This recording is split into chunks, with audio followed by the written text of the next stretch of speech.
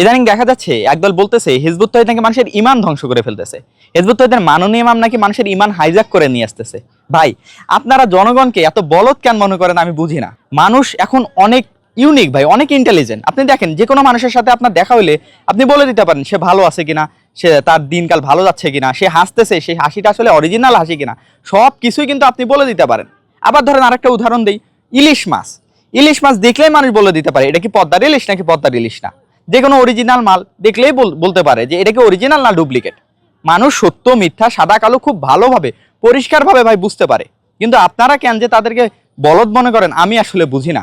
আপনারা ভাই অনেক চেষ্টা করছেন ভাই, আপনাদের চেষ্টায় বাহবা দিতেই হয়। আপনারা বললেন কি প্রথম হিজবুত তৌহিদ নামাজই পড়ে না, পরে দেখা গেল যে না হিজবুত তৌহিদ মসজিদ নির্মাণ করতেছে, হিজবুত তৌহিদ সালা করতেছে, পরে বললেন কি 3 ওয়াক্ত নামাজ পড়ে।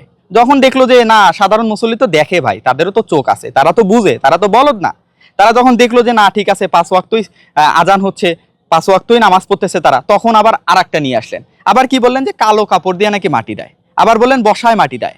তো কবর তো আসলে গোপনে দেয় না, যখন প্রকাশ্যে আমরা যেভাবে দেওয়া উচিত সেভাবে দিচ্ছি, তখন আবার কি করলেন, আবার আরেকটা নিয়ে আসলেন। অনেক চেষ্টা করলেন। এখন কি হয়, মাননীয় ইমামের ছবি দেখি এআই দিয়ে এডিট করেন আপনারা, এআই দিয়ে এডিট করে আরেকটা মেয়ের সাথে দেন। আমি আসলে বুঝি না। তো আবার শুরু করছেন কি হিজবুত তৌহিদ নাকি ইমান হাইজ্যাক করে নিয়ে আসে। তো মানুষকে এত বলদ ভাইবেন না, মানুষ সত্য কোনটা মিথ্যা কোনটা খুব ভালোভাবে জানে, খুব পরিষ্কারভাবে তারা বুঝতে পারে। তো মানুষকে এইভাবে আটকায় রাখতে আপনি পারবেন না। সত্য আসলে মিথ্যা বিতাড়িত হবেই, আলো আসলে অন্ধকার সরে যাবেই, এটাই নিয়ম, এটাই হবে। হিজবুত তৌহিদ হক, হিজবুত তৌহিদের মাননীয় ইমাম হক, হিজবুত তৌহিদ আল্লাহর এই জমিনে আল্লাহর বিধান প্রতিষ্ঠা করতে দাঁড়াইছে। এই জায়গা থেকে জনগণকে আপনি কখনোই আটকায় রাখতে পারবেন না। জনগণ আসবে, কারণ জনগণ আল্লাহর বিধান চান।